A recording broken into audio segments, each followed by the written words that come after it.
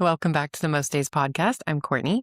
This is my husband, Kevin. This is Naptime with Courtney and Kevin, except our 3-year-old is not napping, vehemently not napping. So we've got the monitor here. She might join us in a minute to avoid waking up the 1-year-old. We are also going to drink sake because we're in a sake phase. Cheers. So what we're going to talk about today, we are in the middle of figuring out where to send our kids to school. And we've been talking a lot about private versus public school. So you're just going to watch us figure this out in real time because we're still answering this question for ourselves. Well, we've decided mostly. For now. Yeah. I mean, for preschool. For preschool and the beginning of elementary school. Yeah. So we've talked a lot about AI and the future and what education looks like. We looked at private schools, in the town next to ours. Ours doesn't really have any, our town doesn't, but you can spend $10, $20, $30, $40,000 a year per kid on private school. And the one I kind of had my heart set on was going to teach them, it was in a Spanish immersion school and was going to teach them how to speak Spanish and French by the time they're in 4th grade. And I did immersion programs and that's how I learned Spanish and really loved it. That was really important to me. But I look, first of all, it was going to be $40,000 a year to send both of them, which is, substantial. And second of all, I look at the difference between when I learned Spanish and the world I lived in and still live in versus the world that they're going to live in. The world that I learned Spanish in is different than today's world. And I honestly can't imagine, and it hurts me to say this because I think learning language is super important for like our brain development and super important for just having the ability to talk to that many more people in life. How long is it until it doesn't matter? Until translation is part of our life in a way that makes we can talk to anybody, which is cool. Like that future is really exciting and cool. But do our kids need to learn Spanish? I still think it would be good for their brains to learn Spanish. But is it worth, them going to a school that's 30 minutes away? So we take away an hour at least a day of being together as a family, and $40,000 a year, And what could we do with that $40,000 a year that would enrich their lives in ways that will be applicable to the new world? I think the biggest thing that I've thought about with that whole question for us is we're not deciding the rest of their educational future right now. Like right now we're doing what's right for our family, what's right for them. I think for us in our particular situation, having them close and then having them socialized with a, diverse group of their community was really important rather than removing them from our like immediate community to go to a higher education school when they're going to be 2 and 4.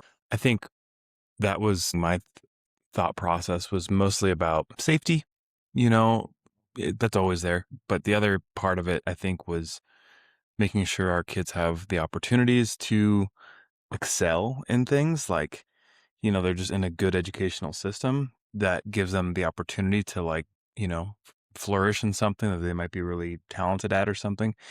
But that doesn't necessarily mean that because we're putting them in public school right now, because that's what we decided that's off the table. And furthermore, I mean, I went to public school. You did too.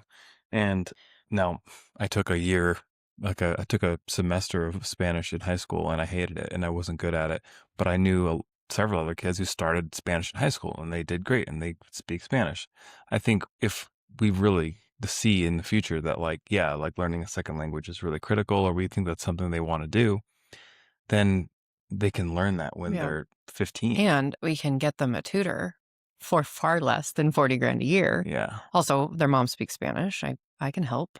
Although I've been trying to teach Grace. Grace always asks me to speak Spanish to her, and then I speak Spanish to her, and she gets annoyed and tells me that she can't understand me. Like, well, that's because you don't speak Spanish, darling. Yeah. I wanted to give some context on our public school system because, I went to public school too. But my parents moved here from Tucson, and they purposefully settled in a part of the valley with the best schools in the state.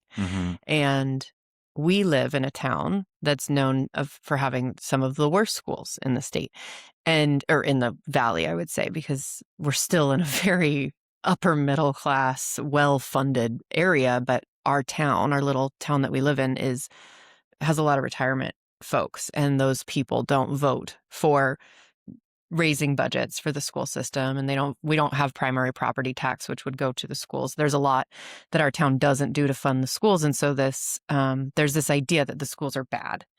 And so I've just kind of been asking around and trying to figure out, what does bad mean? What is bad? And I was talking to a friend of ours who has some more knowledge and experience in this area, and he was saying that it's more a problem to go to a bad school if your kid is behind, if your kid is falling behind, or if they're the type of kid that doesn't have support at home, then a bad school will just, kind of have a snowball effect. And I was thinking through it, and I'm like, no matter what, our kid could have, our kid could sit there all day long and not learn anything. And we're the type of parents that are going to we're going to teach them Yeah. what they're missing. We're going to hire tutors. We're going to, if we have to, I just don't see, and we're blessed. We have really smart kids. I just don't see them being the type to fall behind. They're not going to be. And so, but that's just gives some context to why we're even thinking through this. Because if we live in Arizona, we live in a town called Fountain Hills. If we lived in Chandler or Gilbert or Scottsdale, I wouldn't even be thinking twice about public school, because the systems have more respect. But I don't even know where the negative connotation about our public schools comes from, if it's actually accurate, or I don't know if I should go here on my podcast. I don't know who's listening, but I honestly think there might be a little racism built into it. I think that we've got a Indian reservation right in our backyard, and there's a good amount of Native Americans that come to our school. And I don't want to call anyone a racist, but I just kind of have half a mind that some of these upper middle class white parents don't want their kids with those kids. Mm-hmm. Do you get that feeling or no? I don't get that feeling one way or the other, but it wouldn't surprise me at all if that's the dynamic. The thing that we were talking about the other day, it relates to, we asked the teacher, actually the woman who runs the pre-K school that our kids are going to go to, and this school is very much more public style pre-K school than the current school they're in, which is a Montessori school. It's smaller, it's more boutique. So we asked her the other day, just gut opinion, because they're right across the street from the elementary school. I said, what? And she's lived here she's been working here for 25 years. I said, what's your opinion about the elementary school? What's the truth of it? Shoot me straight. And she gave me a really honest opinion, but her thought was generally that it's not overcrowded, but in every classroom, the teachers are doing the best with what they have, Mm-hmm. but every kid is going to be quote unquote fighting for the attention of that teacher. So there's a numbers game there that I think that is an uphill battle. At the end of the day, I want my children to be versed in the world that they're going to live in. Mm-hmm. And I don't want them to be sheltered from, just problems of any kid or human being that they're going to come in contact with. I want them to have friends that come from troubled homes. I want them to have a wide breadth of experiences from people they get to know, because that's the real life, world. That's yeah. the real world. And especially here in Arizona and in the Mm-hmm. Southwest, the cultural, I won't say friction, but you're often interfacing with people from either Native American background or Hispanic background. And in this day and age, you better be able to have a good understanding of what their life is like and where they come from in order to, If you think about it, we could send them to a private school in Scottsdale for $40,000 a year to learn Spanish, and I guarantee there's no Mexicans in that school, because then they're not going to send their kids. Probably not. I mean, they might if they don't speak any Spanish and they want their kids to learn, but I guarantee that school has a lot of white kids in it, mostly white kids. Yeah, I think diversity, and not for diversity's sake, because we're not woke people. It's I want them to know kids of all skin colors and all, like you said, backgrounds too. We are very blessed. We have a good life, and our kids are being raised with more than I was ever raised with, and you. And I want them to know that the world is kind of a hard place. I think with AI being as prominent as it is and going to become, we have no idea the world that we're preparing them for. But I have to believe, otherwise I just get hopeless, but I have to believe that leadership skills and resilience and grit are going to remain very important.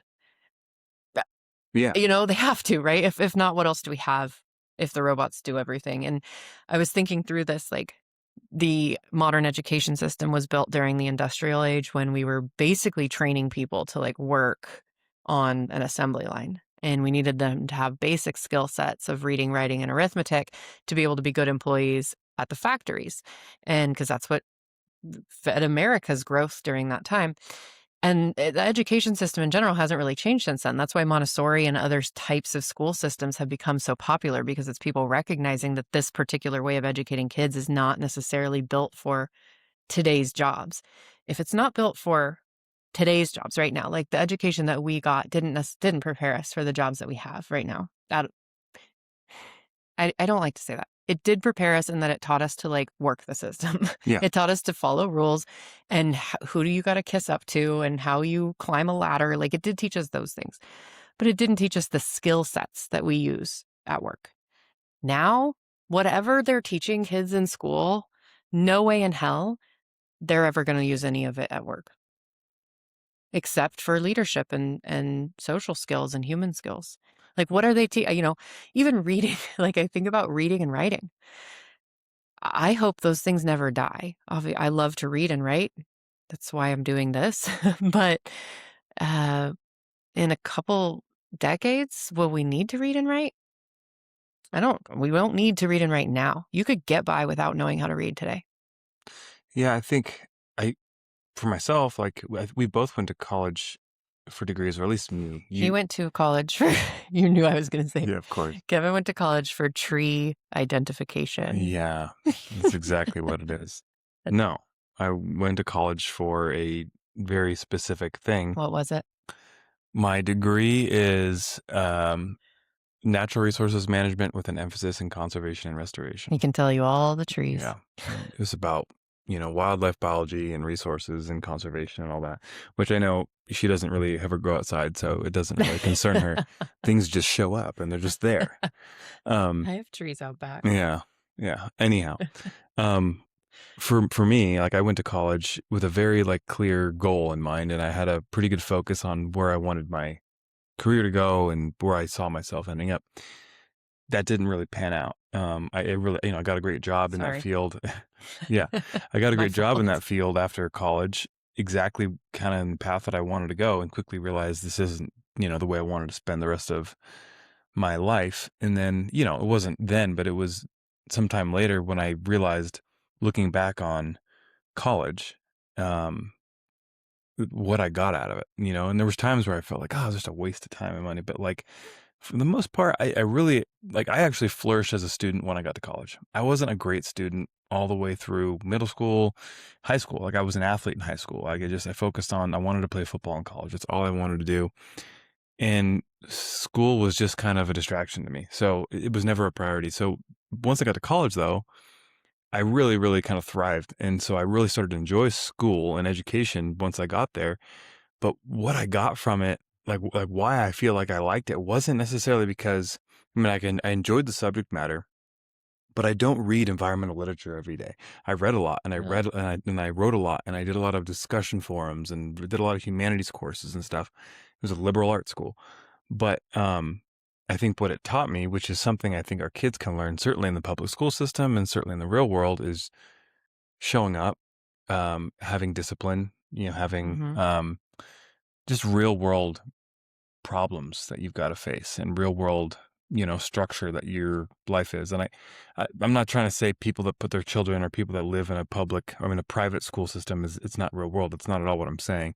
I just think that right now, for where our kids are, I think that the options are still completely open to them. And I think by staying in a path where they're going to be exposed to more now is just, I feel like it bodes well for them, rather than us feeling financially committed to a school, an institution. And then once we're committed to that, once you start paying 40, 50 grand a year, yeah, you're not going to go back to public school. Well, no. And then you have expectations, it's like, we're going to be far less likely to pull them out of school to go travel the country for a couple of weeks and just see the country. We're not going to feel as flexible to be able to pay for them to have a second language tutor or sports, coaching. I would So, love to, like, especially in elementary school age, I'm kind of what's the word? Anti, I'm not good at being told what to do. I don't take well to being told oh, what to do. So I yeah. I kinda hate the idea that, like, it's the law that our kids have to go to school. Kind of makes me feel a little claustrophobic and, like, I wanna, Hmm. like, fight the government. Yeah. I am a libertarian. But if we're in public school, yeah, we still have to go to school, but we could pull them out for a semester and homeschool Yeah. and not feel like they're gonna fall behind and we could go live somewhere else or we could go travel for I mean, if we took, the 40 grand a year that we would spend on private school and saved it up every year and spent 20 grand on a big trip, like, take them all over Europe, take them Yeah. anywhere, Asia, like, we could go drink sake in Japan instead of at our table here Yeah. and take them with us, and, like, what kind of education would that be? I feel like that's far more beneficial to their growth. My international travel for me is was way more important for Yeah. my growth as a kid And than just domestic travel, like any seeing travel, yeah. seeing every little armpit of our country that Mhm. like gets forgotten about and has vastly different like, you know, just cultural Cultures. cultures Yeah. within their communities that we don't ever experience. And that's been super cool for me to see too. But we were But talking about something last night, which was like, what are the things that you're doing today? What are the decisions you're making today that have this unforeseen downstream effect 5, 10, 15, 20 years from now that you have no way of knowing, and right now the decisions you make are, and so they feel inconsequential, or they just feel like what you're doing now, like you're thinking about 10 foot off the ground, this is what I'm doing to right now. But we've both looked at our life and realized how quickly something changed drastically because of one decision we changed now. So as it comes to this, like with kids, and I don't know who's going to listen to this or where they're going to listen to this, but millions of my millions, sure. fans. But I'd love to hear some feedback because I always try to keep in mind that we are newbies. We are Mhm. infants when it comes to the parenting life. We have a 3 and a 2-year old He's and not 2 yet, don't almost age 2. him. I know He's 1. they're babies. He's 1. And so, I don't want this to sound like we've got it all figured out. We're making our educated guess and Mhm. educated decisions off of what we feel and see and, assess from our surroundings now. But I'd love to know what it's going to be like in 10, 15 years and how we look back on this conversation and be like, man, we were so freaking wrong. I know. Or like, we nailed it. But like, No. I'm sure there's people that have kids that are much further along, or they just right now and they've made decisions that are totally valid for their family. Like we have some friends in our company that have put their children into like charter schools and such, and for good reasons, and like they're excelling in different things. I'd love to actually have more of a one-on-one conversation with them just to see their thought process because I'm sure Peter will tell you all we'll about talk it. He about it, loves talking about it. but Hi, Peter.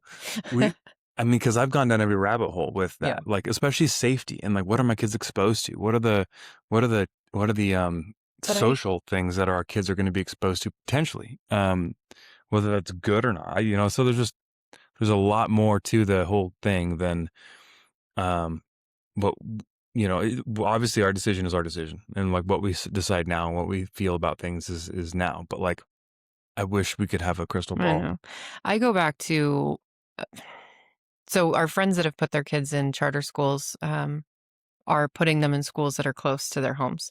We live in Fountain Hills. They live in Scottsdale and Gilbert, where there's access to those.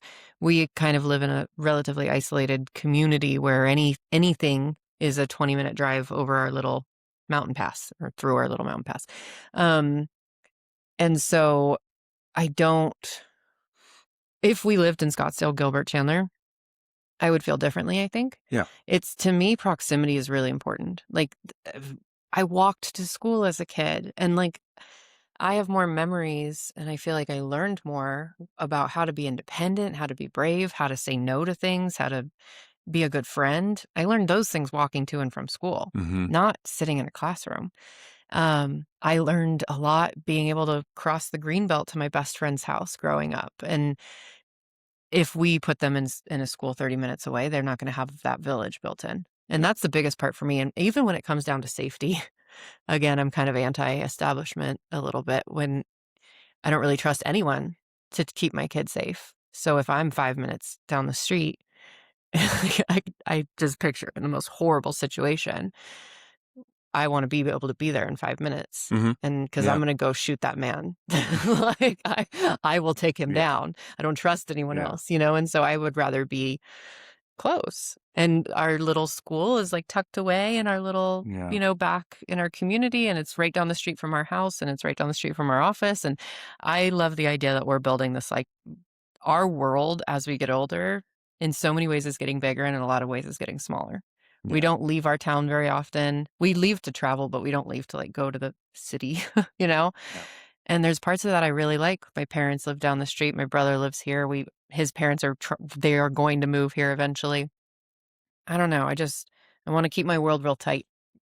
Well, I think it's important for people to realize what they're listening to and watching right now is also just a couple that are actually kind of going through this. We're like, yeah, we're talking about it so people can listen to it, but we're also just talking about it because Oh it's yeah, like we don't very know what real. we're talking about. It's just sort of like our own little form of therapy. But we were watching a show last night. We were watching The Bear, Ugh, and we get to finish that tonight. there was a line from Tina, and there was a woman, I can't remember her name.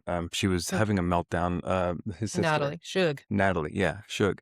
She was having a meltdown because she's spending all her time at work, and her infant baby girl is, living, basically not living, but like spending all her days with grandma. And she was just having that like very natural, common, like, I'm not there for my Mom daughter, meltdown. mom meltdown, right? And Tina, who's, much older woman, has kids that have come and gone. Basically, it was like a total, 180. She was like, your kids don't care about like what's making you happy. Your kids don't like They don't care about your they don't care career. about your career. Yeah, They don't care about all this stuff. They just want to see your face. right. But on the flip side is like, what's the point of looking at that face if it's not happy? And so when it comes to travel, like reality is like we're happier people and we are much less stressed and much more present and like have more time to be in front of our kids and play with our kids or just interact when we're literally not driving for an hour. Like that would add almost an hour a day of being Mm-hmm. in a car where they're Yep. in a car seat that stresses us out. It takes us It's out of the hot. office. Like it takes us out of the office earlier. Yeah. Then we get more stress from the work we're not doing. It just Yeah. adds stuff, and then we come home and that energy is on our shoulders. Our kids feel it. 100% our kids feed off our energy, whether we want to admit that or not. So there's just no doubt that like this is the right decision for us right now. But that may not be the case. I'm keeping my mind very open to Yeah. the fact that, maybe once they get to middle school or whatever, and they're like, you know what, they're freaking genius at this. Is a freaking math whiz or like an incredible athlete. And there might be a better opportunity for them to do something really special with that somewhere else. Yeah. So, I think you know, if we might need to wrap up because our child is naked and eating toothpaste in her bed. oh God, So we're probably going to get cut short soon. she literally is naked. She's got her chonies on, but that's it. She wants that And dress. she's eating toothpaste. She's not getting that dress because I told her she doesn't take a nap. She doesn't get her That's new true. dress. Well, So she you're can, going to cave, aren't you? but she can earn it back. How's Denny? And Yeah. our 1-year-old, so they share a room. We'll do a whole podcast about sharing a room. People always ask me, like, how do you get them to share a room? It's not You just pretty. do it. You just do You it just and do you it. deal with the consequences. Yeah.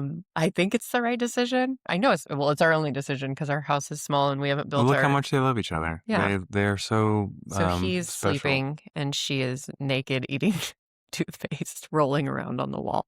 Anyway, I think if I could wrap up what I've learned over the last 6 months of us kind of going through this and the advice I would give a friend, and that's how I kind of consider this podcast is the advice I'd give a friend, is to take some of the pressure off the decisions, especially when your kids are young.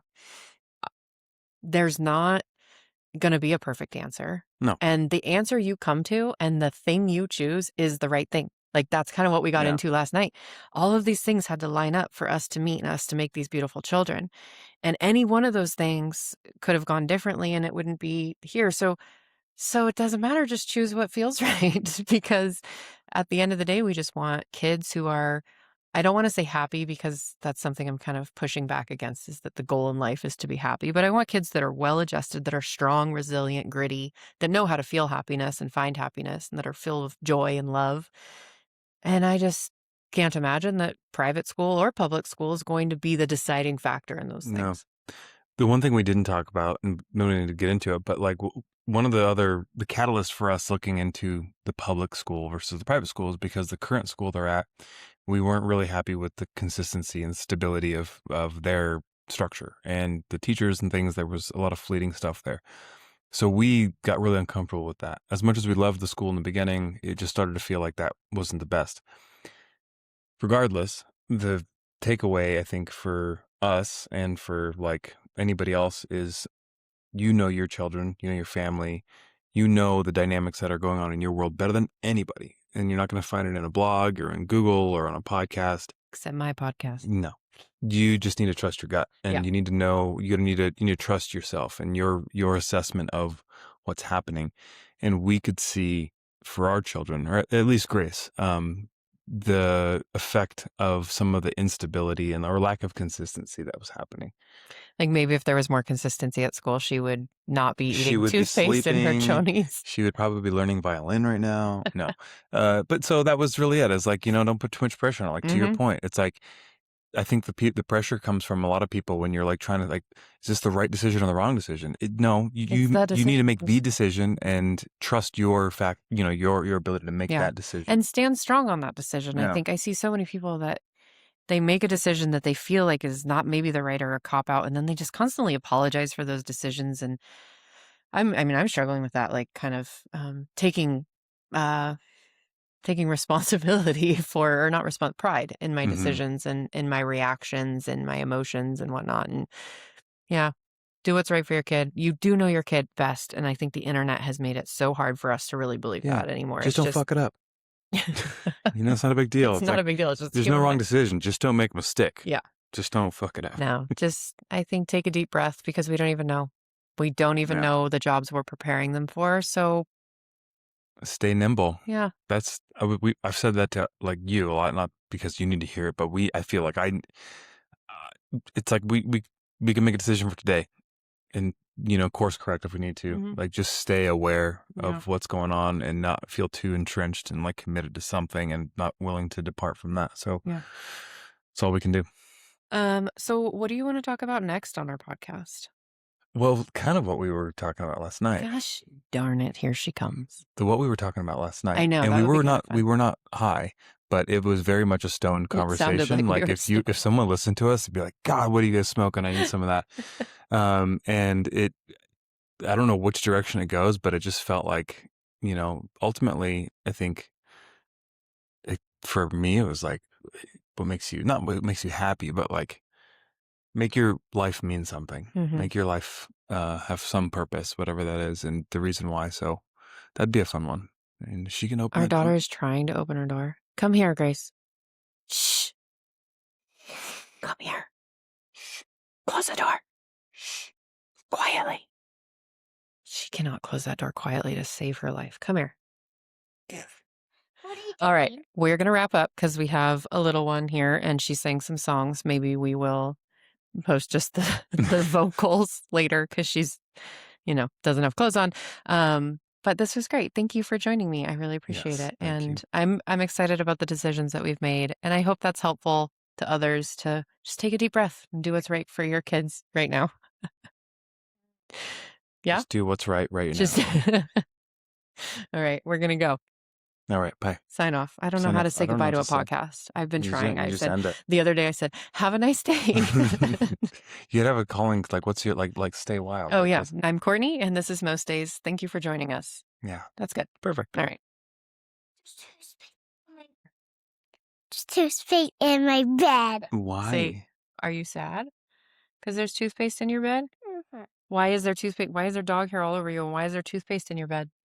Cause they dropped some. What Why did was you- there a why was there a toothpaste tube in of your room? toothpaste in your bed? There was a lot. It was just a little bit. Why did it end up in your room? How did that get in your room? It didn't get in my room. You're not making any Toothpaste is sense. supposed to stay in your bathroom while we brush your teeth. How did it get into your bedroom? Don't lie. I just got in my room on accident. No, it wasn't an accident. How did it get into your room? When I opened the door, I saw it. The toothpaste and the toothpaste were messy. Okay, did you take the toothpaste into your bed? Mm-hmm. Yeah. So stop lying. It wasn't an accident. It was an accident. It wasn't an accident. Do you want to sing? This is a microphone. Do you want to sing? Can you sing? Yeah, I can sing, but I'd rather you sing. Sing your favorite song. Sing Puerto Rico. You ready? Can you read what sing? First. Someone we Puerto Rico, and me was enchanted.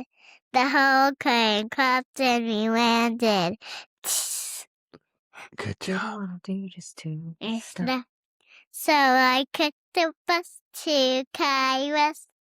Well, where are you going? I'm just going to turn off the recording. Why did you get a lot of it?